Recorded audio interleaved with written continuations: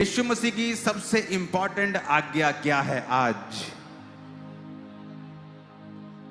पता है क्या है? क्या है? ऊंची बोलो। क्या करना है?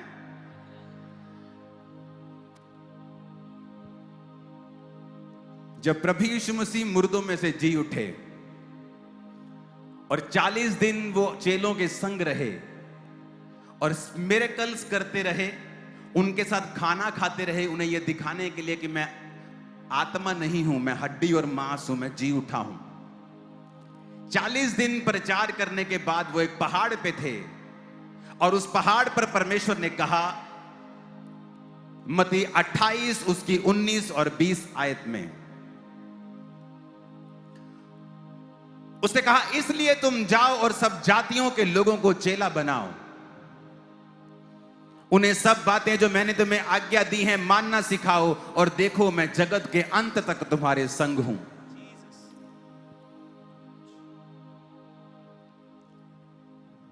सिर्फ गूंज कम करने के लिए बोला।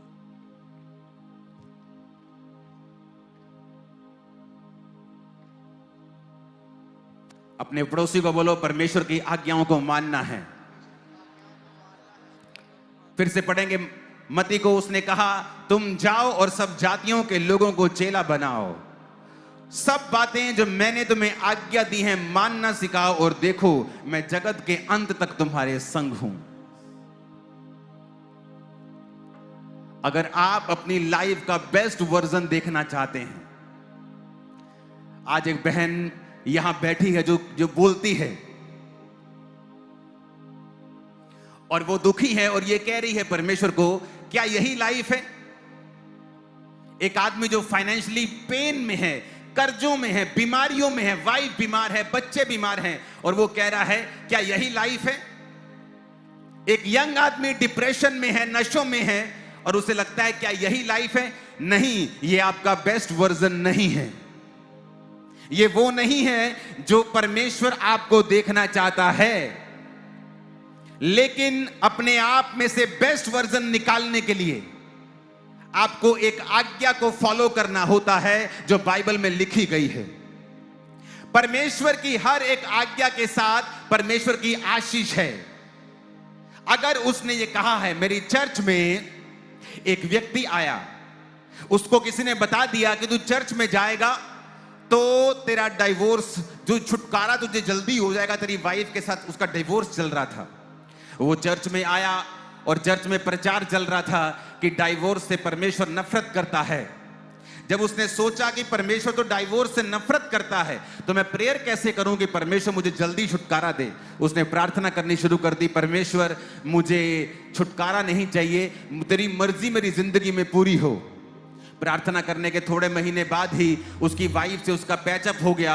वो वापिस आई, उनके फिर बच्चे हुए और बच्चे हुए, और वो दोनों इकट्ठे रहने लगे।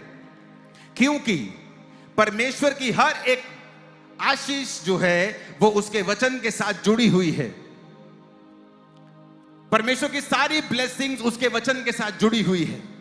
आप क्रिश्चियन घर में जन्म हुआ, आप क्रिश्चियन घराने में जन्मे, आप पास्टर के बेटे हैं, आप बिशप के बेटे हैं, कोई फर्क नहीं पड़ता है। बाइबल के मुताबिक परमेश्वर किसी का पक्षपात नहीं करता है। वो ये देखता है कि ये आदमी क्या मेरे वचन को फॉलो कर रहा है या नहीं कर रहा है। क्योंकि परमेश्वर की हर एक आशीष उसके वचन के पीछे छुपी है। एक भाई मुझे संडे मिला और उसने मुझे अपनी गवाही दी। वो यहां मौजूद है, वेलकम में यहां था। उसने कहा, मैं आपके क्रूसेड को देखकर मैंने आपको फॉलो करना शुरू किया। हम क्रिश्चियन थे लेकिन परमेश्वर को फॉलो नहीं करते थे।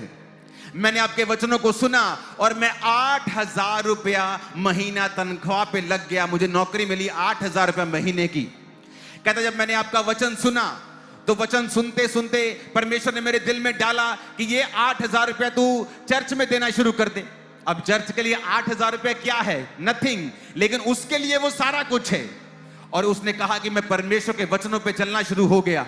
मैंने पाप को त्याग दिया, परमेश्वर के वचनों पे चला, बीजों को बोया, प्रार्थनाएं की, फास्टिंग की। जब वो मुझे मिलने के लिए तब भी शायद वो फास्टिंग में था। और उसने कहा परमेश्वर ने मेरे दिन को बदला। परमेश्वर ने मुझे एक दिल में डाला कि मैं एक रेंट पे लूं एक पैलेस, और पैलेस उसने रेंट पे लिया और वो चलना शुरू हो गया। आज उसके 4 पैलेस हैं, करोड़ों की जमीन का वो मालिक बन चुका है और लाखों करोड़ रुपया कमाता है। यही मौजूद है हमारे बीच में। उसको भाई उसको थोड़े देर के लिए यहां पे लेके आना। मैं आपको टेस्टिमनी क्यों दे रहा हूं? क्योंकि एक व्यक्ति चर्च में आया, चाहे वो बॉर्न क्रिश्चियन था, चाहे वो मसीह को मानता था पहले से लेकिन वचन पे नहीं चलता था, तो वो उसकी लाइफ में संघर्ष था, उसकी लाइफ में दुख था। आप ही हैं? यस। अपना नाम क्या है? सतीश मसीह। मैं नानोहार नहीं पिंड है साडा कलनौर दे नाल ही है। और आप 8,000 की जॉब करते थे? जी बिल्कुल पापा जी। और अभी कितने पैलेस है? पैलेस 4 रिजॉर्ट है मेरे। 4 रिजॉर्ट हैं आप जी। और कितनी जमीन है आपकी? 3 लीज पे है, एक मैं पर्सनल बना रहा हूँ अपना। जमीन कितनी है आपकी पर्सनल? 3.5 एकड़। और उसकी वैल्यू करोड़ों में? 12 करोड़ की। Okay, thank you. किसकी बात कर रहा हूं मैं? आप बॉर्न क्रिश्चियन फैमिली से थे ना? आप बॉर्न क्रिश्चियन फैमिली से थे? जी। शुरू से मसीही थे? जी जी। लेकिन वर्ड फॉलो नहीं करते थे? नहीं जी। और मैं इसको याद कर रहा था, मुझे नहीं मालूम कि आज ये वेलकम में मेरे पास होगा। और जैसे मैंने देखा, मैंने कहा ये तो वही ब्रदर है जिसकी मैं टेस्टिमनी सोच रहा था। इमेजिन करो, एक 8,000 रुपए काम पे महीने का कमाने वाला एक वर्कर, जब परमेश्वर के साथ उसका इनकाउंटर होता है कि मैं बॉर्न क्रिश्चियन हूं, मैं क्रिश्चियन हूं लेकिन वचन पे नहीं चलता हूं, तो मैं अब वचन पे चला करूंगा।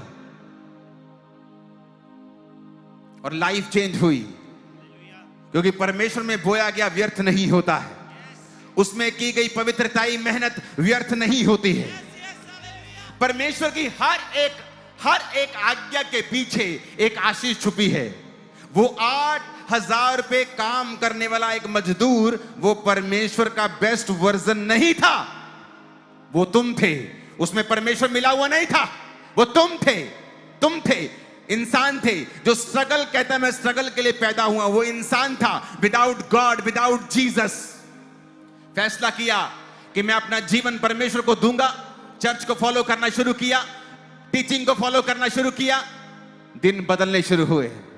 एक रिजॉर्ट से इतनी कमाई होने लगी, किराए पे लिया था, फिर दूसरा, फिर तीसरा, फिर अपना बना रहे हैं, वे जमीन ली। कैसे बदला? वचन के कारण बदला, क्योंकि हर एक वचन के पीछे एक आशीष छुपी है। इसीलिए परमेश्वर कहता है कि जब भी मैं अपने लोगों को गड्ढों से बाहर निकालना चाहूंगा, मैं अपने वचनों को उनके पास भेजूंगा।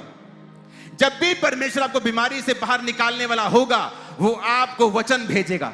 कई बार आप प्रार्थना करेंगे, प्रभु मैं इस बीमारी से आजाद होना चाहता हूं, मैं इस गरीबी से आजाद होना चाहता हूं, मैं इस लानत से आजाद होना चाहता हूं। आप ब्यूटीफुल हैं लेकिन आपका हस्बैंड आपके बजाय किसी और को देख रहा है। आप टैलेंटेड हैं लेकिन आपकी वाइफ आपकी इज्जत नहीं कर रही है, आपके बच्चे आपको पूछते नहीं हैं। ये सारी निशानियां हैं परमेश्वर की एब्सेंस के, कि परमेश्वर मौजूद नहीं है वहां पे। ये आपका बेस्ट वर्जन नहीं है, ये आपका बेस्ट नहीं है। जो परमेश्वर जिस तरह से आपको देखता है, आप अभी तक वहां नहीं पहुंचे हैं, क्योंकि वहां तक पहुंचने के लिए परमेश्वर की आज्ञाओं को मानना जरूरी है। उसकी आज्ञाएं आसान हैं, उसकी आज्ञाएं मुश्किल नहीं हैं, उसकी आज्ञाएं धर्म परिवर्तन नहीं करती, उसकी आज्ञाएं मन परिवर्तन करती हैं, उसकी आज्ञाएं जीवन परिवर्तन करती हैं। और जब आप उनकी आज्ञाओं को मानने लगते हैं, जब आप परमेश्वर की आज्ञाओं को सुनने लगते हैं और उसकी आज्ञाओं को मानने लगते हैं, आप किसी भी धर्म से क्यों नहीं हैं, आप किसी भी जाति से क्यों नहीं हैं, परमेश्वर आपकी प्रार्थनाओं को सुनने लगता है। हजारों लोग हैं, हजारों लाखों लोग हैं चर्च में आके जिन्होंने नशे को छोड़ा है और परमेश्वर ने उनको आशीषित किया है। कितने लोग हैं यहां पर जो चर्च आने के बाद नशा छोड़ चुके हैं? दोनों हाथों को हिलाओ जरा, ये देखो, मारो जरा कैमरा, दोनों हाथों को जोर जोर से हिलाओ जरा। लाखों लोग आपको मिलेंगे, दोनों हाथों को हिलाओ जरा जोर से। आप जिस एरिया में देखेंगे, जिस जगह देखेंगे जहां जेंट्स ज्यादा हैं, आप देखेंगे वहां पे लाखों लोगों ने नशों को छोड़ा है। यह कैसे पॉसिबल हुआ? परमेश्वर की सामर्थ्य के द्वारा। अपने पड़ोसी को बोलो, परमेश्वर की हर एक आज्ञा के पीछे एक आशीष छुपी हुई है। आमीन। वो आज्ञाएं आज मैं आपको बताने वाला हूं। आप हो सकता है यहां आशीष के लिए आए हों, चंगाई की प्रार्थना के लिए आए हों। आप यहां पे हो सकता है गरीबी से आजादी लेने के लिए प्रभु से आए हों। मेरे दिन बदल दे परमेश्वर, मुझे बेबी दे खुदावन, या कोई भी आपकी प्रार्थना हो सकती है। लेकिन मैं आपको एक आज्ञा दूंगा जो परमेश्वर ने आप लोगों के लिए दी है। जब आप उस आज्ञा को फॉलो करेंगे, मैं आपको वायदा करता हूं, आपका ड्रीम लाइफ आपके संग होगी। आप उसको जी रहे होंगे, आप उसको देख रहे होंगे, आप उसको जी रहे होंगे। आमीन। ऊंचा आशीष हमारी है चर्च। परमेश्वर ने कहा है, जब हम प्रेरितों के काम 1 उसकी 8, मत्ती 9 उसकी 37, मत्ती 28 उसकी 19, 20। हम आज पढ़ेंगे मत्ती 9 उसकी 37 आयत को। जीसस ने कहा, तब यीशु ने अपने चेलों से कहा, पके खेत तो बहुत हैं परंतु मजदूर थोड़े हैं। आपको आशीष लेने का तरीका बता रहा हूं। आपको आशीष जीसस ने देनी है। आपके गर्भ को जीसस ने खोलना है। आपको लाहनतों से आजाद जीसस ने करना है। आपको शर्मिंदगी से आजादी प्रभु यीशु ने देनी है। मुझे उसने आजाद किया है शर्मिंदगियों से। मैं उसको जानता हूं पर्सनली, और मैं ये आपको बता सकता हूं कि आपकी हर एक सवाल का जवाब प्रभु यीशु मसीह के पास है।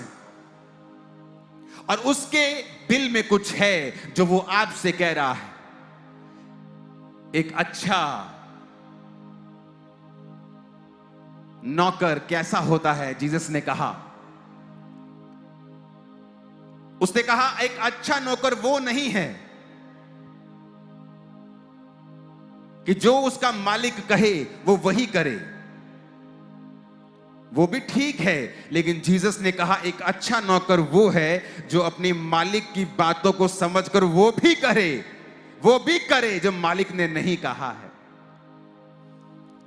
उसने कहा अगर मालिक ने तुझे खाना बनाने की ड्यूटी दी है, एक अच्छा नौकर वो है जो खाना खिलाते समय उसके पांव भी दबाए। मैं ये नौकरी की बात नहीं कर रहा हूं, मैं ये नौकर की बात नहीं कर रहा हूं, मैं एक एग्जाम्पल दे रहा हूं जो जीसस ने दी है। आज लोगों को नहीं पता है आशीष कहां है। परमेश्वर यीशु मसीह ने 2006 में, जब मैं मेंटली अपसेट के अटैक्स के नीचे, डिप्रेशन के नीचे था, प्रभु में आकर भी न्यूरोलॉजिस्ट के पास जाता था, वो दवाइयां देते थे, दवाइयां खाता था, दवाइयों से आराम नहीं आता था, दवाइयां खानी बंद कर दी थी, कोई इलाज नहीं हो रहा था। प्रभु यीशु मसीह ने मुझे एक बात बोली थी अपने दास के द्वारा कि जब तू लोगों के ऊपर प्रार्थना करेगा, जब लोग तेरी प्रार्थना से चंगे होंगे, जिस नल से पानी निकलेगा वो नल खुद भी सूखा नहीं रहेगा। तू जीसस की आज्ञाओं को मान और उसे फॉलो कर, यही विश्वास है। कैसे छूटी एक लड़की जो एक बंधुआ मजदूर थी नमान कोड़ी के घर में।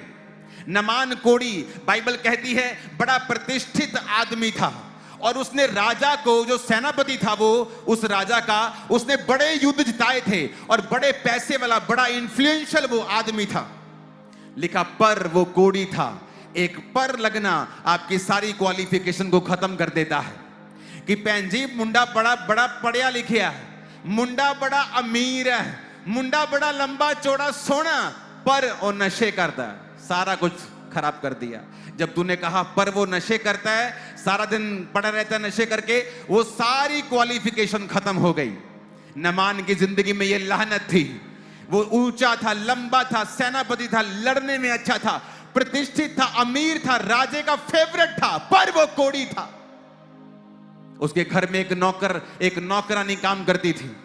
उसने कहा अपने मालिकन को कि अगर मेरा स्वामी किसी इजराइल के भविष्यद्वक्ता के पास होता और वो उस पर प्रार्थना करता तो ये चंगा हो जाता। उस लड़की ने ये नहीं सोचा कि मैं खुद तो अभी बंधी हुई हूं, मैं टेस्टिमनी कैसे दे सकती हूं। वो मुझसे ये नहीं पूछेगा कि अगर तेरा परमेश्वर इतने सामर्थ्य है तो तू मेरे घर में नौकरी क्यों कर रही है, तू मेरे घर में झाड़ू क्यों लगा रही है, पोछा क्यों लगा रही है। अगर तेरा परमेश्वर इतना ही अच्छा होता तो तुझे बचा ना लेता बंधुआ मजदूर बनने से। लेकिन उसने अपनी ड्यूटी की और वही किया जो परमेश्वर की आत्मा ने उसे करने के लिए बोला। और उसने कहा अगर मेरा स्वामी इजराइल के किसी भविष्यद्वक्ता के पास होता तो वो उसे हाथ रख के चंगा कर देता। ये बात जब मालकिन को पता चली, उसने अपने पति को बताई, तो वचन कहता है वो गया और वहां पे जाके अलीशा के सामने खड़ा हो गया और परमेश्वर ने वचन दिया, जा और यरदन नदी में 7 डुबकियां मार, तेरा कोट ठीक हो जाएगा। वो नाराज हो गया, कहता इसको बाहर आके मेरे सिर पे ले हैंड करना चाहिए था, मेरी इज्जत नहीं की, मैं इतना बड़ा आदमी हूं, और वापिस चला गया। और जब वापिस जा रहा था उसके नौकर ने बोला, तेरे को इतना मुश्किल काम तो करने के लिए नहीं कहा है, 7 डुबकियां ही मारनी है, मार के देख लेते, तेरा क्या जाता है, तू इतना धन दौलत लाखों करोड़ की ऑफरिंग लेके आया है, तेरी ऑफरिंग भी उसने कबूल नहीं की, उसको कोई लालच नहीं है, जा डुबकी मार तो ठीक हो जाएगा। 7 डुबकियां मारने के बाद वो अपनी लानत से आजाद हुआ, कोड़ से आजाद हुआ और उसकी लिखा स्किन बच्चों के समान हो गई। आज आप नहीं जानते हैं आपका छुटकारा किस चीज में है। आपको ये नहीं देखना कि आपकी लाइफ में क्या चल रहा है, आपको ये देखना है कि मैं परमेश्वर की आज्ञाओं को मान रहा हूं या नहीं। अगर हम परमेश्वर के सच्चे भक्त हैं, अगर हम जीसस को प्यार करते हैं और ये जानते हैं कि जीसस के हार्ट में क्या है, जब आप यीशु मसीह के सामने जाते हैं तो आपको क्या लगता है कि वो आपके लिए क्या सोचता है, वो क्या चाहता है मेरे लिए कि मैं उसके लिए क्या करूं। आपने कभी सोचा है, आपने कभी सोचा है कि आपने अच्छा नौकर, अच्छा बेटा बनने की कोशिश की है? नहीं। हम जब भी जीसस के सामने जाते हैं यही बोलते हैं, मुझे चंगा कर, मुझे आजाद कर, मुझे वीजा दे, मुझे लानत से आजाद कर, गरीबी से आजाद कर, हर तरह के दुख से आजाद कर। लेकिन कभी ये नहीं सोचते कि परमेश्वर के हार्ट में क्या है। आज मैं आपको एक उत्तम चीज बताता हूं, परमेश्वर के दिल में आपके लिए क्या है, वो क्या चाहता है। जीसस ने अपने दिल की बात बता, क्या बोली चेलों को, मत्ती 9:37 फिर से पढ़ेंगे। उसने अपने चेलों से कहा, यीशु मसीह ने अपने चेलों से कहा, पके खेत तो बहुत हैं परंतु मजदूर थोड़े हैं। यानी परमेश्वर ने कहा बहुत से लोग बचाने वाले पड़े हैं जो मुझको नहीं जानते हैं, बहुत से लोग पिता को नहीं जानते हैं, लेकिन फसलें तो बहुत हैं लेकिन मजदूर थोड़े हैं। वो मजदूर जो फसलों को काट सकें, वो मजदूर जो जाके फसलों की कटनी कर सकें और उन्हें इकट्ठा कर सकें, मजदूर थोड़े हैं। परमेश्वर ने एक वायदा किया था पुराने नियम में, उसने कहा जो मेरे याजक लोग होंगे मैं उन्हें उत्तम दाख रस दूंगा। 10 बेस्ट तेल लेके आना, 10 बेस्ट ऑफ द बेस्ट तेल में जो सबसे बेस्ट होगा वो मेरे याजक को जाएगा। वो प्रतिबिंब था, वो एक प्रतिबिंब था आने वाले समय का, नए नियम का, कि परमेश्वर ने कहा अगर तुम मेरे मजदूर बन जाओ, अगर तुम मेरा काम करने वाले बन जाओ, तो मैं तुम्हें दुनिया की उत्तम से उत्तम आशीषों से भर दूंगा। जो तुम्हें चाहिए, जो तुम मांगते हो लेकिन पाते नहीं हो, जो तुम्हें चाहिए लेकिन तुम गवाचे हुए हो, तुम गुम चुके हो, तुम्हें पता नहीं वो चीजें लेनी कैसी हैं। आज कौन नहीं है जो बेस्ट लाइफ नहीं जीना चाहता है, लेकिन आप नहीं जी रहे हैं, लोग नहीं जी रहे हैं जब तक वो इस वचन पे नहीं आते कि इस जगत के परमेश्वर ने आपको एक स्पेशल काम के लिए चुना है। जब यीशु मसीह मुर्दों में से जी उठे, उसने एक स्पेशल आज्ञा दी है। वो आज्ञा प्रेरितों के लिए सिर्फ नहीं है, सिर्फ पास्टर्स के लिए नहीं है, इवेंजलिस्ट लोगों के लिए नहीं है, वो सिर्फ प्रचारकों के लिए, टीचर्स के लिए नहीं है। उसने सबसे कहा, 500 से अधिक व्यक्ति जो उस समय यीशु मसीह के संग थे पहाड़ के ऊपर, उसने सबसे कहा, कहता जाओ और सब जातियों के लोगों को चेला बनाओ। मेरी बातें जो शुरू से लेकर अंत तक मैंने तुम्हें सिखाई हैं उन्हें मानना सिखाओ, और देखो जगत के अंत तक मैं तुम्हारे साथ हूं। आज जो व्यक्ति इस आज्ञा को मानता है, जिसको जीसस के हार्ट के बारे में मालूम हो रहा है कि देखो यीशु ने कहा, मेरे यीशु ने कहा कि मजदूर थोड़े हैं, वो ढूंढ रहा है मजदूरों को, वो चाहता है, क्राइस्ट चाहता है कि मजदूर बढ़ें।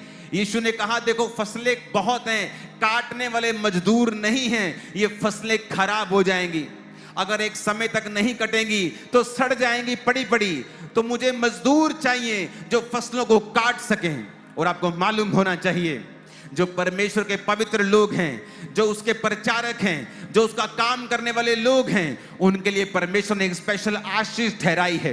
वो अपनी लाइफ के बेस्ट वर्जन को देखते हैं, अपनी मिनिस्ट्री के बेस्ट वर्जन को देखते हैं, अपने परिवार के बेस्ट वर्जन को देखते हैं, क्योंकि अब वो परमेश्वर के सुसमाचार के साथ जुड़ गए हैं। आप में से कितने लोग ऐसे हैं जो रोज परमेश्वर का प्रचार करते हैं? प्रचार करने के लिए आपको पुलपिट की जरूरत नहीं है। प्रचार करने के लिए आपको सोशल मीडिया की जरूरत नहीं है कि आप वहां पे जाके प्रचार करें तो तभी प्रचार होगा। अपने घरों में आप प्रचार कर सकते हैं, अपने रिश्तेदारों में आप प्रचार कर सकते हैं। मेरे चर्च में एक लड़की काम करती थी, मॉल में काम करती थी, चर्च में आती थी। वो मॉल में जब काम करती थी, उसे किसी लड़के ने फ्रेंडशिप का ऑफर किया कि क्या तुम मेरे साथ फ्रेंडशिप करोगी? उसने बताया, उसने कहा नहीं, मेरी ऑलरेडी किसी के साथ फ्रेंडशिप हुई है। उसने कहा किसके साथ? उसने कहा यीशु के साथ, जीसस के साथ मैं ऑलरेडी फ्रेंडशिप में हूं, अब मैं तुम्हारे साथ फ्रेंडशिप नहीं कर सकती। ये बात उसको इतनी अजीब लगी कि मैंने लाइफ में पहली लड़की देखी है जो एक लड़के को बोल रही है कि नहीं, मुझे फ्रेंडशिप तुझसे नहीं करनी, मेरी गॉड के साथ फ्रेंडशिप है। उस लड़के को इतना प्रभावित हुआ कि वो लड़का चर्च आना शुरू हुआ। उसने आके देखा कि तुम कहां जाती हो जहां पवित्रता की बातें होती हैं, जो परमेश्वर ये कहता है कि बिना पवित्रता तुम परमेश्वर को देख भी नहीं सकते। देखने का मतलब आंखों से देखना नहीं, देखने का मतलब उसके कामों को देखना, उसके हाथ को देखना, अपने बिजनेस के ऊपर, शरीर के ऊपर, परिवार के ऊपर, अपने जीवन के ऊपर प्रभु के हाथ को, बड़े हाथ को काम करता हुआ देखना। खुदा ने कहा बिना पवित्रता के तुम नहीं देख सकते, मेरे हाथ को काम करता हुआ तुम नहीं देख सकते। वो लड़की ने प्रचार किया। उसने प्रचार करने के लिए माइक नहीं पकड़ा, अपनी लाइफ का कैरेक्टर ऐसा बना लिया कि उसकी जिंदगी चलता फिरता एक प्रचारक बन जाए, वो चलती फिरती प्रचारक बन जाए। आप में से कितने लोग ऐसे हैं जो रोज प्रचार करते हैं? जब मुझे पता है कि क्राइस्ट के दिल में सबसे टॉप के ऊपर अगर कोई पॉइंट है वो ये है कि जाओ और सब जातियों के लोगों को चेला बनाओ। और उसने ये बात अपने चेलों से पहले भी कही थी कि देखो फसलें बहुत हैं लेकिन मजदूर थोड़े हैं। उसने ये पहले भी कहा था कि मैं चाहता हूं कि तुम लोगों को बचाओ। 2 कुरिन्थियों 5 उसके 20 में लिखा है, पौलुस कहता इसलिए हम मसीह के राजदूत हैं। मानो परमेश्वर हमारे द्वारा विनती कर रहा है। हम परमेश्वर की ओर से निवेदन करते हैं, मसीह की ओर से निवेदन करते हैं कि परमेश्वर के साथ मेल मिलाप कर लो। वो कहता मैं परमेश्वर का राजदूत हूं, I am the ambassador of God. मैं परमेश्वर की ओर से लोगों को विनती करता हूं कि जाओ यीशु मसीह के द्वारा परमेश्वर से मेल मिलाप कर लो। मैं आपको बताना चाहता हूं, पंजाब में तो सब लोगों को पता होगा, यहां के लोग फॉरेन जाने के शौकीन हैं। जब आप दिल्ली में अमेरिकन एम्बेसी जाते हैं तो इंडिया का कोई भी पुलिस ऑफिसर, इंडिया का कोई भी लॉ वहां नहीं चलता है, क्योंकि वो American embassy is like a USA. वहां कोई भी लॉ के नीचे चीजें नहीं आती। अगर आप एम्बेसी के खिलाफ लड़ते हैं, अगर इंडियन एम्बेसी यूएसए में है, कोई एम्बेसी पे हमला करता है तो वो इंडिया पे हमला करने के बराबर है। जीसस ने सेम तुमको कहा है, कहता अगर तुम राजदूत बन जाओ, अगर तुम मेरे एम्बेसडर बन जाओ तो तुम्हारी सिरदर्दी मेरी सिरदर्दी है, तुम्हारी इज्जत मेरी इज्जत है, तुम्हारा परिवार मेरा परिवार है, तुम्हारी जरूरतें फिर मेरी जरूरतें हैं। तुम मेरे साथ जुड़ जाओगे और तुम्हारे साथ जो कुछ भी करेगा वो डायरेक्टली मेरे साथ करेगा। वो आपको कह रहा है कि मैं तेरी जिम्मेवारी संभाल लूंगा, मैं तेरे ऊपर अपना हाथ रखूंगा, मेरी कृपा तेरे ऊपर होगी क्योंकि तू मेरा राजदूत है। उसने चेलों से कहा मैं चाहता हूं कि तुम मेरे राजदूत बन जाओ। मजदूर थोड़े हैं, फसलें ज्यादा हैं, मुझे काटने वाले मजदूर चाहिए। आज जो कोई व्यक्ति इस बुलाहट को समझ रहा है, और चाहे आप बिजनेसमैन हो, चाहे आप जॉब करने के लिए बुलाए गए हो, हाउसवाइफ हो, वो आपका सेकेंडरी काम है। अगर आप अपनी पहली बुलाहट को आज से फॉलो करेंगे कि परमेश्वर का काम आज से मैं वायदा करता हूं कि मैं करूंगा। मैं जहां जाऊंगा, अपने वर्क प्लेस से लेके, अपने दोस्तों से लेके, अपने रिश्तेदारों तक, मैं वहां पे जीसस क्राइस्ट की रूहों को बचाने की कोशिश करूंगा। मैं वहां जाकर परमेश्वर का प्रचार करूंगा। गली में रह के, वो शाम को दोपहर को 2 घंटे चुगलियां करने से अच्छा ये है कि तुम जाओ और प्रचार करो। जब तुम प्रचार करोगे तुम मसीह के दूत बन जाओगे। जब तुम मसीह के एम्बेसडर बन जाओगे तो तुम्हारी जिम्मेवारियां फिर मसीह के ऊपर होंगी। अगर तुम बीमार होगे तो परमेश्वर तुम्हारी ओर देखेगा।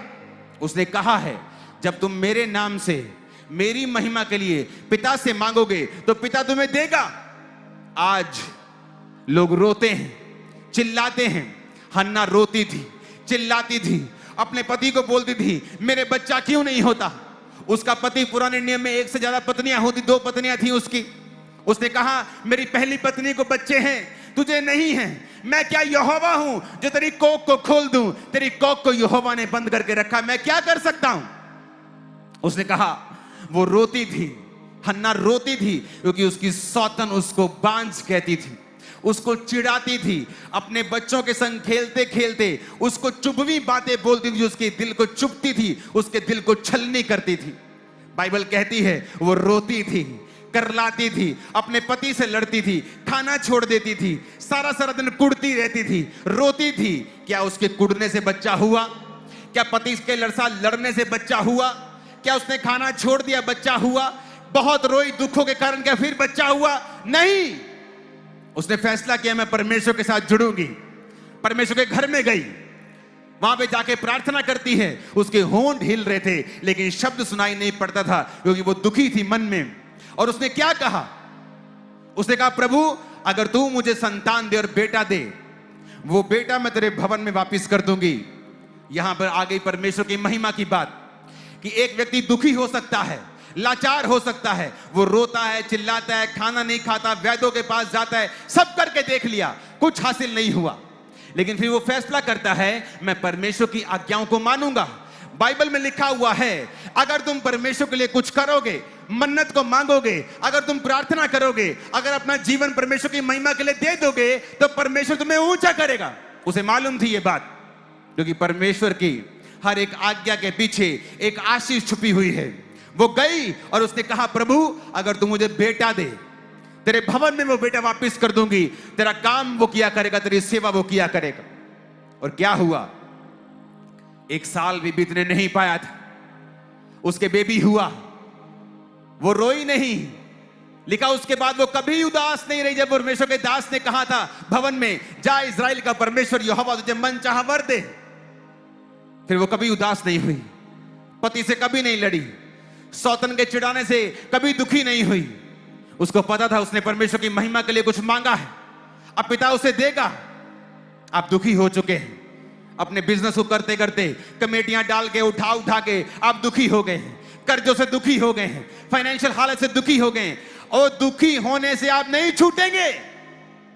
वो दुखी होना, वो आंसू बहाना आपको छुड़ाएगा नहीं। आप उस सिचुएशन में 10 साल रह सकते हैं, 20 साल रह सकते हैं, प्रभु को कंप्लेंट कर सकते हैं, जबकि वो ऑलरेडी वचन में लिख चुका है कि निकलना कैसे है उस प्रॉब्लम से। हन्ना को मालूम था अब मुझे खुदा की महिमा के लिए कुछ मांगना है। क्या आपने कुछ किया है आज तक खुदा की महिमा के लिए? आप क्रिश्चियन हैं, बाप क्रिश्चियन, मां क्रिश्चियन, दादा क्रिश्चियन, चलो बताओ इस 2026 में कितने लोग चर्च में आपकी वजह से गए हैं? चलो बताओ कितने रिश्तेदार जो मसीह को नहीं जानते आपने उन्हें मसीह में लेके आए हैं? चलो ये बताओ आपके कितने दोस्त अन्य जातियों में से हैं वो चर्च में गए हैं? चलो ये बताओ आप जिस बॉस के पास काम करते हैं या जो स्टाफ आपके नीचे काम करता है उसमें से कितनों ने यीशु मसीह के वचन को माना है आपके कारण? नहीं। क्यों? क्योंकि हमारी जिंदगी परमेश्वर की महिमा के ऊपर आधारित नहीं है। हमारी जीवन एक सेल्फिश जीवन है जहां पे हम अपने लिए बच्चों को चाहते हैं, अपने लिए बरकतों को चाहते हैं। और परमेश्वर ने कहा है अगर तुम मांगते हो लेकिन पाते नहीं तो इसलिए कि तुम अपना मांगा हुआ ऐश में उड़ा दो, व्यभिचार में उड़ा दो, मौज मस्ती में उड़ा दो, इसीलिए तुम मांगते हो लेकिन पाते नहीं। परमेश्वर ने कहा उसके दिल की इच्छा है। देखो आपको मालूम है यीशु मसीह एकमात्र परमेश्वर, एक बड़ा परमेश्वर जिसने सारी सृष्टि को बनाया है, उसके हार्ट की बात है। कहता बहुत सारी फसलें हैं लेकिन मजदूर थोड़े हैं। उसके दिल की बात है कि जाओ और सब जातियों के लोगों को बताओ, उन्हें चेला बनाओ। लेकिन आज हम उसकी मोस्ट इंपॉर्टेंट आज्ञा को भूलकर अपने अपने कामों में बिजी हो गए। परमेश्वर ने आदम को कहा, आदम ये सारी वादी तेरे लिए, अटन की वाटिका तेरे लिए, जा और इसमें काम कर। और वो काम कर रहा था परमेश्वर के ठहराए हुए स्थान के ऊपर। काम करता करता परमेश्वर ने कहा, आदम का अकेला रहना ठीक नहीं है। उसने नहीं कहा, प्रभु मैं अकेला हूं, मेरे को लोनलीनेस फील हो रही है। नहीं, आदम परमेश्वर की ग्लोरी में था। आदम प्रभु का ठहराया हुआ काम कर रहा था। आप जब परमेश्वर के ठहराए काम को करते हैं, परमेश्वर खुद देखता है आपकी जिंदगी में आपको क्या चाहिए। वो खुद देखता है कि आपकी लाइफ में अब क्या जरूरत है। मैं चाहता था कि मैं मैरिज लेट करूं, बहुत बात करूं, शायद ना करूं, लेकिन परमेश्वर ने मेरे काम को देखते थे प्रोफेसी मेरे को दी थी 2014 की 13 के एंड में कि तू मैरिड होगा, बहुत जल्द लड़की को ढूंढना शुरू कर। 14 में मैंने ये बात करनी शुरू की और 17 जनवरी को मैं एंगेज हो चुका था। परमेश्वर जानता है आपको क्या चाहिए। कब देगा वो? जब आप मशरूफ होंगे, बिजी होंगे परमेश्वर के ठहराए हुए कामों को करने के लिए। आप दुखी हैं क्योंकि आपको अच्छा रिश्ता नहीं मिल रहा, लेकिन आप इसलिए दुखी नहीं हैं कि आपके मोहल्ले के लोग बचाए नहीं जा रहे हैं। बहुत से आपके दोस्त, बहुत सी आपकी सहेलियां, मेरे बहनों की अभी तक मसीह में नहीं हैं। उस बात के लिए आप दुखी नहीं हैं, पर आप इस बात के लिए दुखी हैं कि आपका रिश्ता आपको नहीं मिल रहा है। जब आप उस बात के लिए दुखी होंगे जिस बात के लिए परमेश्वर दुखी है, तो वो आपके सुखों का ध्यान रखेगा। वो आपका बेस्ट वर्जन आपके बीच में से निकाल कर देगा।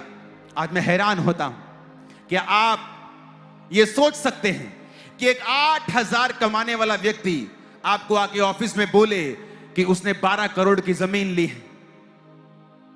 और मैं कोई पुरानी पीढ़ी की बात नहीं कर रहा हूं, मैं 10 साल की सिर्फ बात कर रहा हूं। 10 साल में टर्न अराउंड हुआ, और टर्न अराउंड होना उस 2-3 साल की शुरुआत में ही जब फॉलो करना शुरू हो गया था, और वो बढ़ता गया और वो बढ़ता गया। जब आप क्राइस्ट की महिमा के लिए अपना जीवन देते हैं, जीवित चर्चिस के साथ जुड़ते हैं, सिर्फ खामरा चर्च जीवित चर्च नहीं, बहुत सी चर्चिस जीवित चर्चिस जहां मसीह की महिमा होती है, जहां रूह को बचाने का दर्शन है, जहां परमेश्वर को बचाने, उसकी रूह को बचाने का दर्शन है। जब आप उन सभाओं में जाते हैं, आप उन चर्चिस में जाते हैं, आपका पास्टर चाहे आपको मिले चाहे ना मिले, आप कोई बाबा लाइन में थोड़ी होगा, वो बाबा से मिलना ही मिलना है। आप परमेश्वर के वचन को सुनने के लिए आए हो, आप मुझे देखने थोड़ी आए हो। मैं वचन को सुनाने के लिए आपको यहां आया हूं। जब आप जीवित चर्चों में जुड़ते हैं, परमेश्वर आपको ध्यान से देखता है। आपकी लाइफ में सारी चीजें होनी शुरू हो जाती हैं, क्योंकि आप जीवित चर्च में हैं, जहां पर रूहें बचाने का काम हो रहा है। आप पैसा नहीं है, डोंट वरी। जिस दर्शन में चर्च आपकी चल रही है, उस दर्शन के लिए आप प्रार्थना करने शुरू करते हैं। जिस चर्च में हमारा करोड़ों का खर्चा है, वहां वो 8,000 रुपए महीने का क्या कर लेता? कुछ नहीं कर सकता। लेकिन उस व्यक्ति की वो पूंजी थी, पूरे महीने की कमाई थी, वो उसका हार्ट था, वो रूहें बचाने का, बोने का, प्रेयर का, पवित्रताई का। और परमेश्वर दिलों को देखता है, पैसों की अमाउंट को नहीं देखता। वो आपके हार्ट को देखता है, वो आपके दिल को देखता है कि वो कैसा है उसके लिए। एक विधवा जिसने 1 रुपए वो अधेले के बराबर, दमड़ियों के बराबर, कोड़ी के बराबर डाल दिया था। धनवानों ने हजारों डाला, लेकिन परमेश्वर ने कहा जो इस विधवा ने डाला वो कहीं ज्यादा है। बाकियों ने बढ़ती में से डाला है, इसने अपनी घटती में से डाला है। वो हार्ट देखता है आज भी, दिल देखता है आज भी, क्या आपके दिल सुसमाचार के साथ जुड़े हुए हैं या नहीं।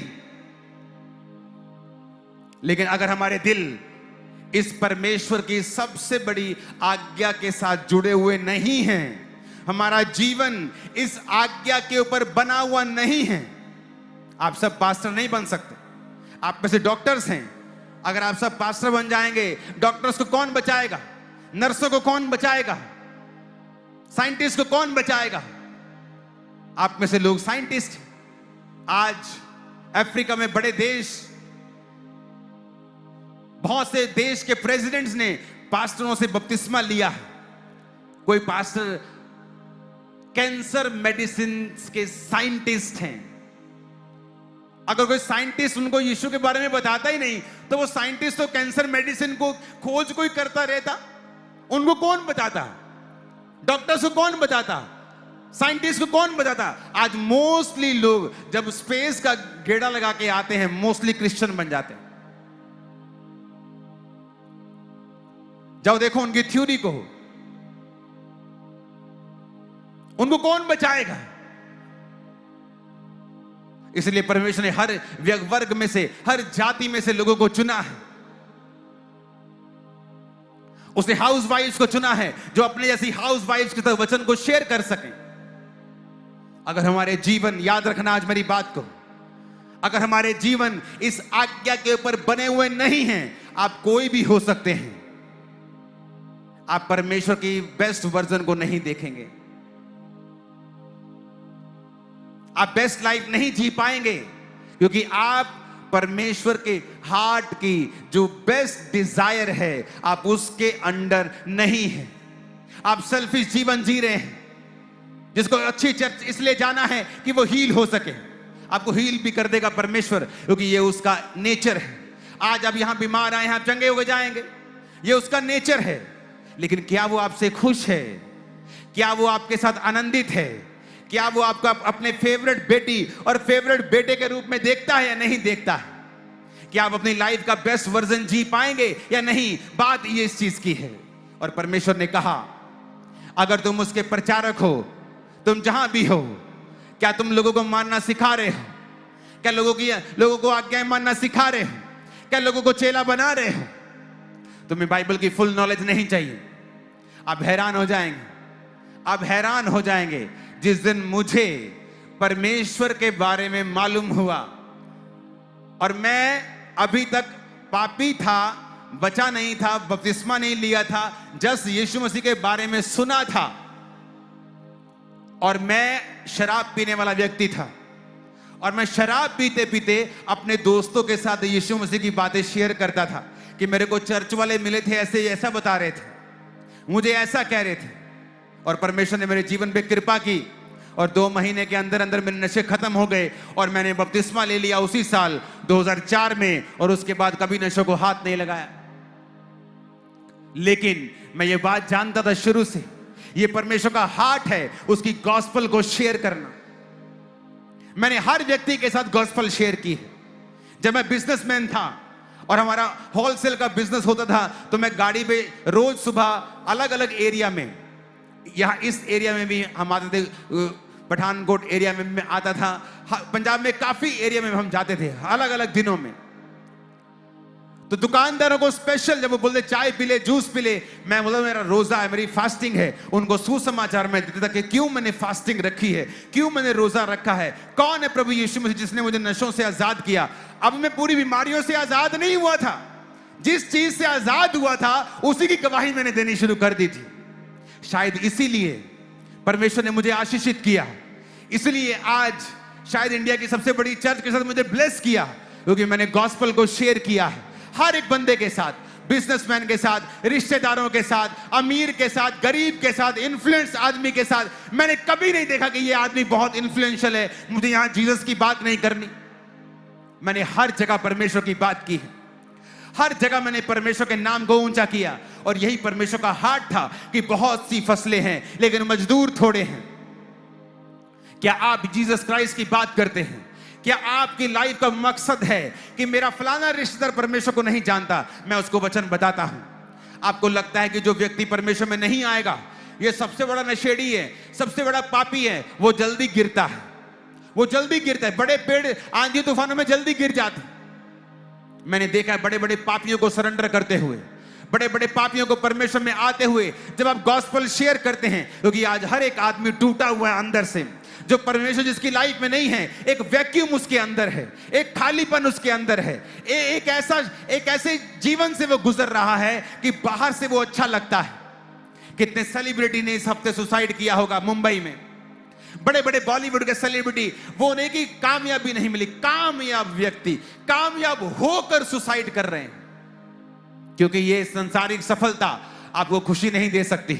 अगर दे सकती होती तो वो सुसाइड कभी नहीं करते।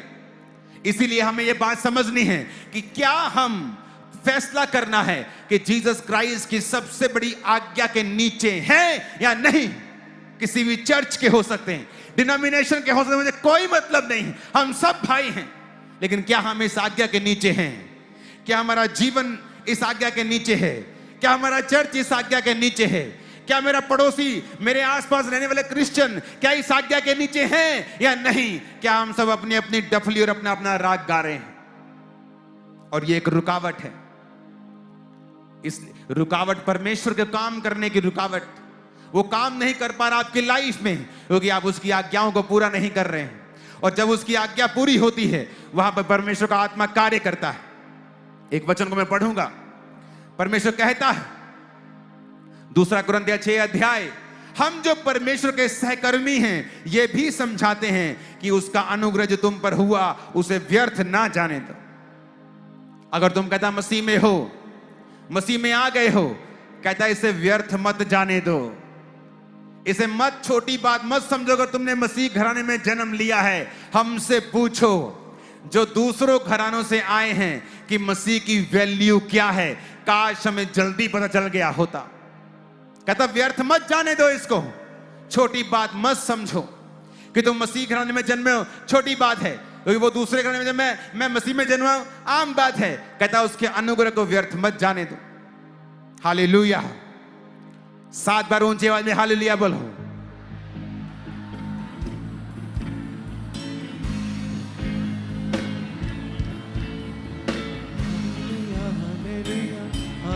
Hallelujah, hallelujah. 11 आयत में लिखा है, उसने कहा हे कुरिन्थियों, हमने खुलकर तुमसे बातें की हैं। पौलुस कहता है कलीसिया का, कुरिन्थियों की कलीसिया ऑलरेडी मसीह में थी।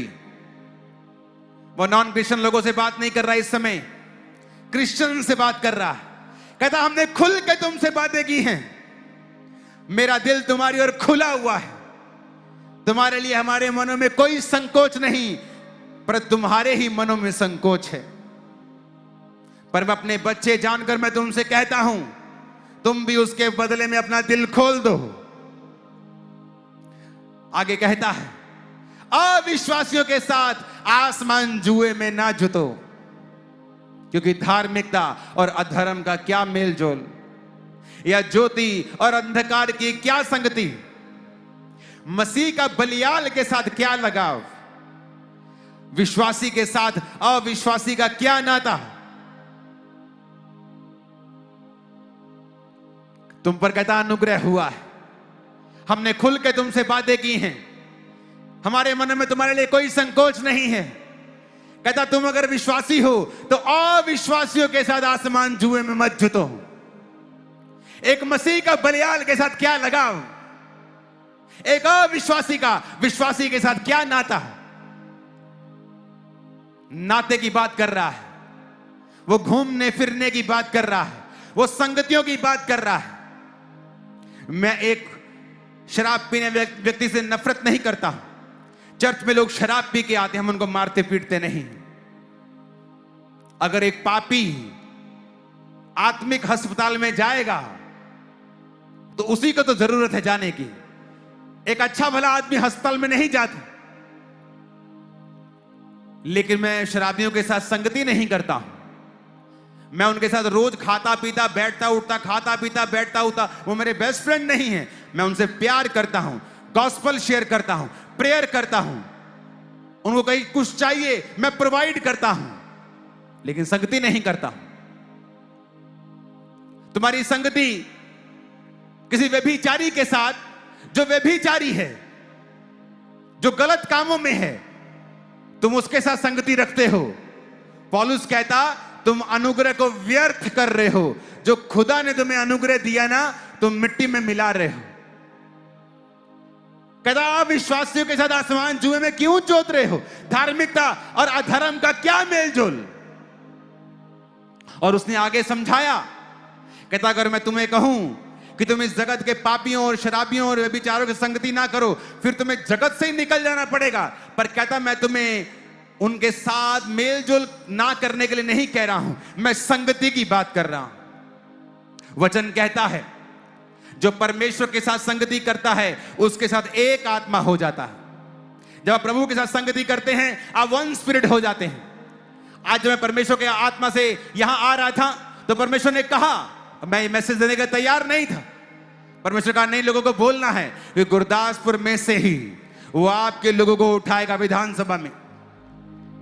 उसने कहा, मैंने आपको बोल दिया, जब आप उसके साथ संगति करते हैं आप उसके साथ एक आत्मा हो जाते हैं।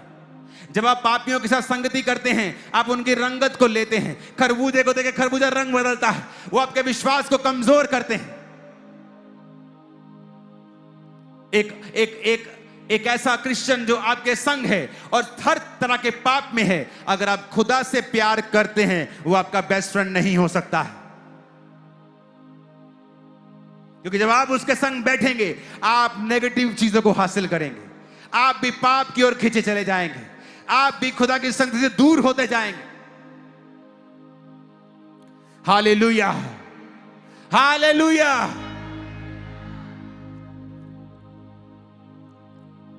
आमीन, आमीन। आप गलत औरतों को प्रचार कर सकते हैं, सेक्स वर्कर्स को प्रचार कर सकते हैं, संगति नहीं कर सकते हैं।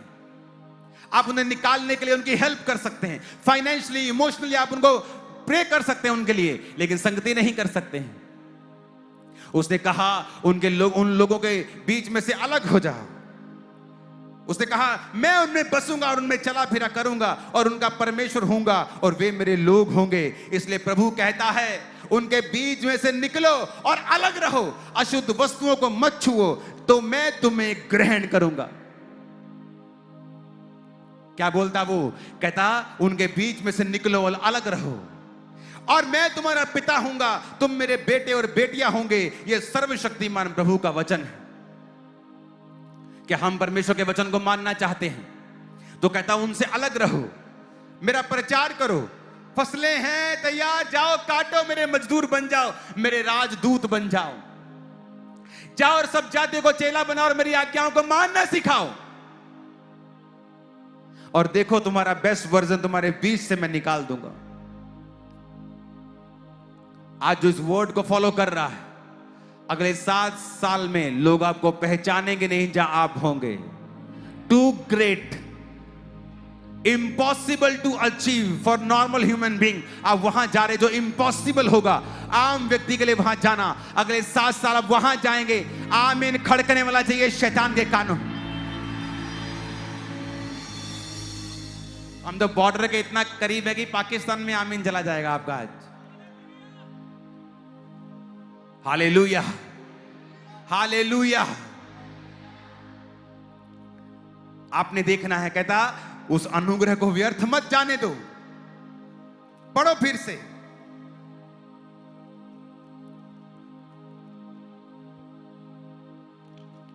अपने पड़ोसी को बोलो अपना हृदय खोल दे। परमेश्वर का दिल तेरे लिए खुला है, तू अपना दिल भी परमेश्वर के लिए खोल दे। आमीन। हम जो परमेश्वर के सहकर्मी हैं ये समझाते हैं कि उसका अनुग्रह जो तुम पर हुआ है उसे व्यर्थ ना जाने दो। अगर मसीह को समझ लिया है, जान लिया है, मसीह घराने में जन्म ले लिया है, उसके अनुग्रह को कहता व्यर्थ मत जाने दो। उसको समझो, उसने तुम्हें एक बड़ा काम करने के लिए चुना है। तुम्हारा बेस्ट वर्जन तुम्हारे बीच में से निकलेगा। अगर वो एक व्यक्ति को ब्लेस कर सकता है, एक व्यक्ति को फाइनेंशियली आशीषित कर सकता है, एक व्यक्ति को वो बेबी दे सकता है, एक को कैंसर से आजाद कर सकता है, जब वो परमेश्वर के वचन को फॉलो कर रहा है तो वो सबको कर सकता है। वो किसी का पक्षपात नहीं करता है। लेकिन आपको यह देखना है कि क्या आप परमेश्वर के वचन को फॉलो कर रहे हैं या नहीं कर रहे हैं। एंड के दिन में हिसाब होगा। वो ये नहीं पूछेगा तुमने कितनी गाड़ियां ली, कितने एकड़ जमीन ली, वो ये पूछेगा तुमने कितनी रूहों को बचाया है। बाइबल के मुताबिक आप बड़े हैरान होंगे, और इस बात को मैं सेमिनार में समझाने वाला हूं जो पास्टर सेमिनार होने वाला है, कि बाइबल के मुताबिक ग्रेटेस्ट मैन ऑफ गॉड कौन है, जिनकी सबसे बड़ी चर्च है। क्या वो? बाइबल इसको नहीं बताती। बाइबल बताती है जिसने सबसे ज्यादा परमेश्वर के लिए सहा है। पौलुस कहता है धैर्य में, दुर्नाम में, सुनाम में, उपवास में, जागते रहने में, उघाड़े रहने में, रोने में, प्रार्थना करने में, मेहनत करने में मैंने लोगों की अगुवाई की है, मेरी चर्च को सताया गया बिना किसी कारण, और आज भी सताया जाता है बिना किसी कारण। यही हमारी क्वालिफिकेशन, यही एक प्रूफ है कि परमेश्वर का आत्मा इस चर्च में काम करता है। यही एक प्रूफ है कि परमेश्वर हमसे खुश है और शैतान का किंगडम खत्म हो रहा है। शैतान को तकलीफ हो रही है, शैतान को दिक्कत हो रही है। क्या आप तैयार हैं उसका काम करने के लिए?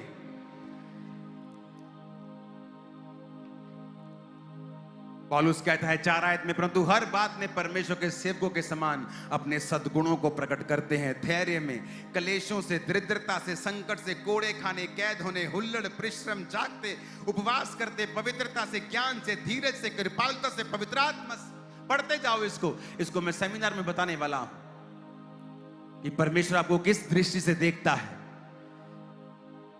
हम मूर्ख होंगे अगर हमें यह पता है कि क्राइस्ट के दिल की बात है, ये उसका फेवरेट पार्ट है, ये उसकी सबसे बड़ी इच्छा है कि लोग बचाए जाएं, कि लोग चेले बने, लोग पापों को त्याग दे, नशों को त्याग कर उसको फॉलो करें, पिता से मेल मिलाप कर ले, पापों को छोड़ दे। और अगर मैं इस प्लान का हिस्सा नहीं हूं तो मैं बेस्ट वर्जन में नहीं हूं। आपको इनवाइट कपड़ों की भी जरूरत नहीं है प्रीच करने के लिए। आप जहां जा सकते हैं प्रीच कर सकते हैं। वो गली के नुक्कड़ में बैठकर 2 घंटे चुगलियां करने से अच्छा है कि 2 रूहें बचा लो। हिजकिय्याह नबी जब बीमार हुआ, परमेश्वर ने कहा जिसको जो आज्ञा देनी है दे दे, तू मरने वाला है। वो दीवार के ओर मुंह फेर के प्रभु से प्रार्थना करता है, प्रभु देख मैं तेरे साथ वफादार रहा हूं। जब आपकी जिंदगी में मुसीबत आती है, आपका पास्ट निर्धारित करता है कि आप कहां जाएंगे। एक फैक्ट्री में, एक कंपनी में 2 काम करने वाले व्यक्ति, कई बार आप देखोगे पुलिस डिपार्टमेंट में 2 पुलिस ऑफिसर सेम गलती करते हैं, लेकिन एक को सजा ज्यादा मिलती है और एक को माफ कर दिया जाता है, और दोनों की सेम मिस्टेक है। एक कंपनी में 2 वर्कर काम करते, दोनों की मिस्टेक सेम है, एक को माफ कर दिया जाता है, एक को सजा दी जाती है। क्यों? क्योंकि जिसको माफ कर दिया गया उसका पास्ट रिकॉर्ड अच्छा था, उससे गलती से गलती हो गई। और दूसरा तो सीरियस ऑफेंडर था, जानबूझ के गलतियां करने वाला, और उसको सजा मिली। आपका पास्ट क्या है? जब आप पे मुसीबत आती है, प्रभु को आप बोलते हैं, परमेश्वर देख मैंने तेरी रूहों को बचाया है, मैंने लोगों को तेरा प्रचार किया है, लोग आज मेरी वजह से परमेश्वर में हैं, मेरी प्रार्थना को सुन। तो परमेश्वर सुनेगा आपकी प्रार्थना को। क्या बताओगे परमेश्वर? कितनी सिगरेट पी है, कितनी शराब की बोतलें खोली हैं, कितनी लड़कियों के साथ सोया हूं, क्या ये बताओगे परमेश्वर को? कितने पैसों में परमेश्वर को बेचा है, कितने ले हैंड के पैसे लिए हैं, कितने लोगों को लूटा है परमेश्वर के नाम पर, क्या ये बताओगे परमेश्वर को? अगर तुम्हारे पास ये बताने को यही है, जब तुम पे मुसीबत आएगी परमेश्वर तुम्हारी सुनेगा नहीं, और उस मुसीबत में तुम सालों साल फंसे रहोगे। हिजकिय्याह नबी जब परमेश्वर के सामने गया और दीवार की ओर मुंह फेर के प्रार्थना की, परमेश्वर ने कहा मैंने तेरी प्रार्थना देखी है, सुनी है, तेरे आंसू देखे हैं। वो आंसू वो शारीरिक आंसू नहीं थे, वो सच के आंसू थे, जो उसके पीछे एक रियल वर्डिंग थी, एक रियल प्रेयर थी, जो तथ्यों के आधारित थी कि मैंने तेरे काम किए हैं, मैं वफादारी के साथ तेरे साथ चला हूं, कि प्रभु मैंने तेरी रूहों को बचाया है, मैं चर्च में लोगों को लेके गया हूं, लोगों ने मेरी वजह से बपतिस्मा लिया है, मेरे बेटे को बचा, मेरी बेटी को बचा, मेरे पति को बचा, मेरी पत्नी को बचा। और वो आपकी प्रेयर को सुनता है जब आप उसके वचनों के ऊपर चले हुए होते हैं। तो आज मेरी प्रार्थना है, आप लोगों से विनती है, हाथ जोड़कर गुरदासपुर के लोगों से अपना जीवन परमेश्वर के लिए देकर सुसमाचार के लिए समर्पित कर दो। आप हाउसवाइफ हो चलेगा, वर्कर हो चलेगा, बॉस हो चलेगा, आप जो भी हो, पास्टर हो, इवेंजलिस्ट हो, अपना जीवन सुसमाचार के लिए समर्पित कर दो। जाओ और घर घर लोगों को बताओ कि यीशु मसीह धर्म परिवर्तन करने नहीं आए। जो आप सुनते हो मीडिया से वो झूठ है। अगर वो धर्म परिवर्तन करने आता तो पहले मुझे बोलता अपना नाम बदल, फिर मैं तुम्हें चंगा करूंगा, अपना नाम चेंज कर, फिर मैं तुम्हें हील करूंगा। उसने ऐसा कभी नहीं कहा। जब मुझे बाइबल दी गई तो बोला गया था जिस दिन ईसाई धर्म नाम का शब्द इसमें मिलेगा बाइबल पढ़नी बंद कर देना। मैं कंप्यूटर इंजीनियर हूं, पढ़ा लिखा हूं। 2004 में भी मेरे घर में इंटरनेट था, जब 1% लोगों के पास भी इंटरनेट नहीं होता था। मैंने यीशु मसीह के वचनों को पढ़ा है, वो असली है, वो जीवित है, आज भी काम करता है, वो आपकी लाइफ में काम करेगा। जितने लोग आज अपना जीवन परमेश्वर को दे देंगे और कहेंगे प्रभु मैं जहां भी हूं, जिस हालत में हूं, चाहे उस कोड़ी के घर में काम करने वाली लड़की के मुताबिक हूं, चाहे मैं किसी राजा के घर में हूं, चाहे मैं खुद एक राजा हूं, मैं तेरा काम करूंगा, तेरा सुसमाचार सब पे शेयर किया करूंगा। क्योंकि जब आप सुसमाचार शेयर करते हैं तो परमेश्वर कहता है उनके बीच में से निकलो, अशुद्ध वस्तुओं को मत छुओ, अपनी जिंदगी को पवित्रताई में चलाओ। फिर आप सोचते हैं कि नहीं, मैं एक सुसमाचार प्रचारक हूं परमेश्वर का, मैं ये पाप में नहीं जाऊंगा, मैं ये शराब नहीं पीऊंगा, मैं गवाही दे चुका हूं शराब की, अब मैं इस पाप में दोबारा नहीं जाऊंगा। क्योंकि जब आप गॉस्पल में काम करते हैं, गॉस्पल के लिए काम करते हैं, आप खुद भी बचे रहते हैं। आप जानते हैं शैतान के खिलाफ प्रीच करना, पाप के खिलाफ प्रीच करना आपको खुद को ताकत देता है उस पाप से आजाद रहने की। यह सीक्रेट है। जब आप प्रीच करते हैं, परमेश्वर की लाइफ में काम करते हैं, वो इनडायरेक्टली आप प्रभु को ये कह रहे हैं कि मेरा मुक्तिदाता तू है, मेरा रिस्पॉन्सिबल अब तू है। और जब परमेश्वर आपका रिस्पॉन्सिबिलिटी उठाए, कोई दुनिया की ताकत लग जाए, 100 लोग लग जाएं, आपको 1 इंच भी आपको नीचे नहीं कर पाएंगे। वो 1 इंच नीचे करने की कोशिश करेंगे, आप 100 फुट ऊपर चले जाओगे। आप तैयार हो गया? आप जिस भी चर्च के हो, आप सुसमाचार में होने चाहिए, सुसमाचार बांटने वाले होने चाहिए। अपनी फेसबुक के जरिए, सिर्फ फेसबुक के जरिए नहीं, अपने फोन के जरिए, सिर्फ फोन के जरिए नहीं, जाते हुए, आते हुए, खाते हुए, पीते हुए, बैठते हुए, सब जगह के ऊपर। मैं इटली में था और मीटिंग खत्म करने के बाद हम एक रेस्टोरेंट में थे। वहां पे जैसे हम रोटी खाते, वो लोग पिज्जा खाते हैं, पिज्जा उनके लिए स्टेपल फूड है, रोटी। तो जो भाई, वेटर भाई मुझे सर्विस कर रहा था, परमेश्वर की आत्मा ने मुझसे कहा मैं इससे बात करूं। मैंने उससे कहा आर यू क्रिश्चियन? तो बातों बातों में बात चली और मैंने उसे परमेश्वर का सुसमाचार दिया। और वो मेरी इंग्लिश भी समझ नहीं पा रहा था, साथ में ट्रांसलेशन वाला व्यक्ति, उसको लोकल आदमी उसको इटली में इटालियन में ट्रांसलेशन कर रहा था। और परमेश्वर ने उसको छुआ। कहता मैं आपको जानता नहीं, मैंने कभी आपको देखा नहीं है, पर जब मैं आपको सर्व कर रहा था ना, मेरे दिल को कुछ हो रहा था, पता नहीं क्या हो रहा था। मैंने कहा जब तू मुझे सर्व कर रहा था, मेरे दिल को भी कुछ हो रहा था कि मैं तुझे गॉस्पल शेयर करूं। मैंने उसे परमेश्वर का गॉस्पल शेयर किया और मालूम हुआ कि बहुत सालों से उसके पास बेबी नहीं, और उसको गॉस्पल मैंने शेयर की और मैं वहां से आ गया। आप कहीं भी गॉस्पल शेयर कर सकते हैं, रेस्टोरेंट में कर सकते हैं, रास्ते में कर सकते हैं, आपके घर के पास पुलिस नाका लगा है, आप वहां जा सकते हैं, पानी देने के बहाने उन्हें गॉस्पल शेयर कर सकते हैं। आप कहीं भी गॉस्पल शेयर कर सकते हैं। आपके घर के पास 4 मजदूर लगे हुए हैं, आप जाइए, ठंडा पानी उन्हें पिलाइए, गॉस्पल शेयर कीजिए। आप कैसे भी गॉस्पल शेयर कर सकते हैं। एक शराबी को शराब पीने का बहाना चाहिए होता।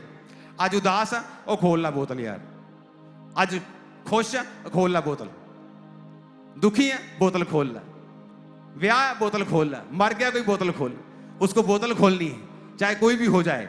आपको गॉस्पल देनी है, चाहे कुछ भी हो जाए, गॉस्पल देनी है, कुछ भी हो जाए, आपको सुसमाचार देना है, कुछ भी हो जाए। और देखो, फिर ऐसा करके देखो लाइफ कैसे बदलाव लेती है, कैसा टर्न अराउंड परमेश्वर मारता है, कैसे सबसे नीचे से कैसे टॉप पे वो लेके जाता है। आप जल्दी मुझे गवाही देने के लिए यीशु के नाम में आ रहे हैं। आमीन। छोटा लगा मेरे को, आमीन छोटा ही, आमीन छोटा। अभी मैंने कहा यीशु के नाम में तुम वापिस आ रहे हो गवाही के साथ आमीन ऊंचे आवाज में हालेलुया बोलते हुए साथ में।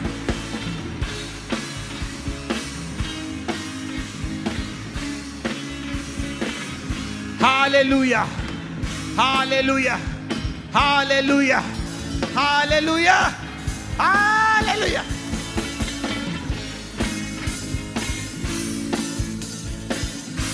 आमीन, आमीन, आमीन। अब आप परमेश्वर को कंप्लेंट नहीं करेंगे कि आप अपना बेस्ट वर्जन नहीं देख रहे हो, आपकी लाइफ में ब्लेसिंग नहीं आ रही, आप कंप्लेंट नहीं करेंगे, क्योंकि परमेश्वर ने आपको बता दिया है वो कैसे होगा। कहता अशुद्ध वस्तुओं को मत छुओ, उनके बीच में से निकलो, अलग रहो।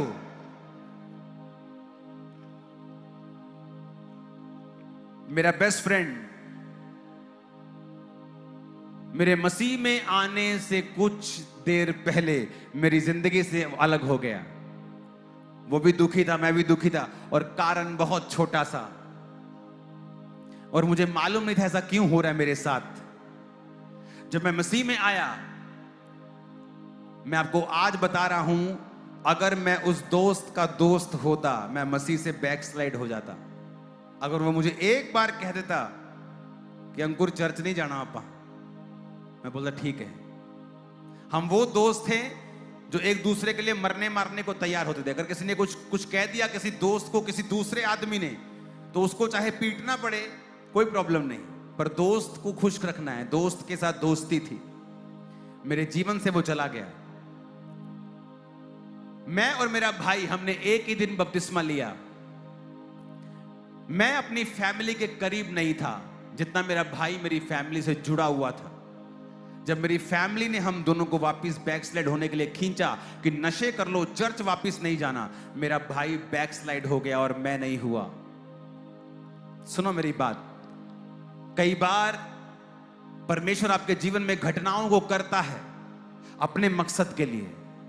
आज मेरा भाई क्रिश्चियन है, वापस आ गया। मेरी फैमिली जो रोकती थी वापस आ गई, सब सेवा करते हैं। लेकिन बात सुनो मेरी, जो गवाही मैं आपको दे रहा हूं, परमेश्वर कहता है उनसे अलग रहो, क्योंकि जब तक आप अलगताई में नहीं जिएंगे, आप खुदा आपको बना नहीं पाएगा, आपका बेस्ट वर्जन निकाल नहीं पाएगा। आप सो डिस्ट्रैक्टेड रहेंगे। परमेश्वर ने कहा आदम के अंदर से मुझे बेस्ट औरत को निकालना है, तो लिखा वो आदम को डीप स्लीप में डालता है। क्यों? तो परमेश्वर को आदम को गहरी नींद में डालने की जरूरत क्या है? वो खुदा है, वो कहेगा आदम इधर आ, पसली को निकालेगा, मांस भरेगा, ये ले। पर लिखा उसने डीप स्लीप में डाला ताकि आदम डिस्ट्रैक्टेड ना हो। अगर आदम डिस्ट्रैक्टेड होगा, पूछने लगेगा ये क्यों हो रहा है, ये क्यों हो रहा है, ऐसे कैसे हो रहा है, परमेश्वर काम नहीं कर पाएगा। परमेश्वर का दूत कहता जकरिया तेरे घर में बच्चा होगा। कहता ये कैसे हो सकता है, मेरी पत्नी बांझ है, मैं बूढ़ा हूं। दूत को डर लग गया। उसे मालूम था कि ये अपने मुंह से अपनी प्रेगनेंसी खत्म कर लेगा। उसने कहा जब तक तेरे घर में बच्चा नहीं होगा तू गूंगा रहेगा। परमेश्वर ने सजा नहीं दी उसको। लोग बोलते सजा नहीं दी, उसको बचाया परमेश्वर ने कि अगर ये बोलते रहेगा मेरे हो नहीं सकता, मेरे हो नहीं सकता, कितना हो सकता, ऐदा कितना हो, मेरे हो ही नहीं सकता, मेरी वाइफ बहुत बुढ़ी, मेरे मैं बहुत बुढ़ा, हो ही नहीं सकता। दूत ने कहा इसको गूंगा कर दो कि जब इसके हो जाएगा, जब उसके हो गया तो लोग पूछने लगे उसके रिश्तेदार इसका नाम क्या रखना है। उसने कहा पट्टी लेके आओ। उसने पट्टी पे लिखा यूहन्ना। जैसे यूहन्ना लिखा उसकी जीभ खुल गई। सुनो, परमेश्वर कहता अलग रहो। क्यों?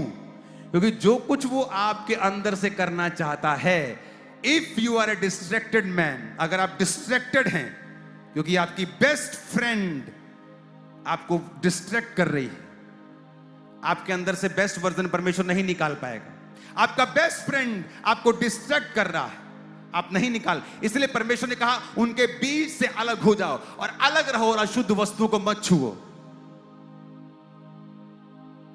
अशुद्ध वस्तुओं को मत छुओ। कहता मैं उनमें बसूंगा, मैं उनमें चला फिरूंगा और वो परमेश्वर के मंदिर कहलाएंगे। अगर आप नहीं समझेंगे, अब्राहम जिस जाति में रहता था वो लोग भविष्य देखते थे।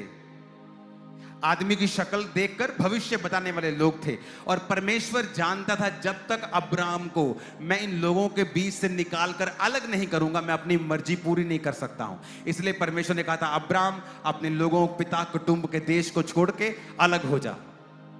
क्या परमेश्वर वहां नहीं ब्लेस कर सकता? नहीं कर सकता है। वो होगा नहीं, क्योंकि वो so much distraction, so much things रहेंगी कि वो ध्यान नहीं दे पाएगा परमेश्वर क्या कहता है। तो परमेश्वर ने मुझे अलग किया। वो दोस्त मेरा वापिस आया, हम फिर दोस्त हैं आज, पर वो मेरा इतना भारी दोस्त नहीं है कि मुझे कुछ मसीह के बारे में बोले और मैं मान जाऊं, पर मैं उसका इतना भारी दोस्त जरूर हूं कि मैं उसे मसीह के बारे में रोज बताता हूं। रोज यानी जब मिलता है बताता हूं। आप मेरी बात समझ रहे कि नहीं? सब कुछ मसीह के लिए है। मसीह ने आपको चुना है, आपको तैयार किया है, मसीह घराने में आपका जन्म हुआ है। पौलुस कहता है इसे व्यर्थ मत जाने दो, इस अनुग्रह को व्यर्थ मत जाने दो। ये बड़ा अनुग्रह है तुम पर। और अगर आप ये बात को समझ जाएंगे, अलग जीवन जिएंगे, कुछ देर आप अलग रहेंगे, कुछ देर बोरिंग लगेगा, लेकिन एक समय आएगा जब परमेश्वर आपका बेस्ट वर्जन बना चुका होगा, आपको ऐसा बना चुका होगा कि ये संगतियां आपको इफेक्ट नहीं करेंगी।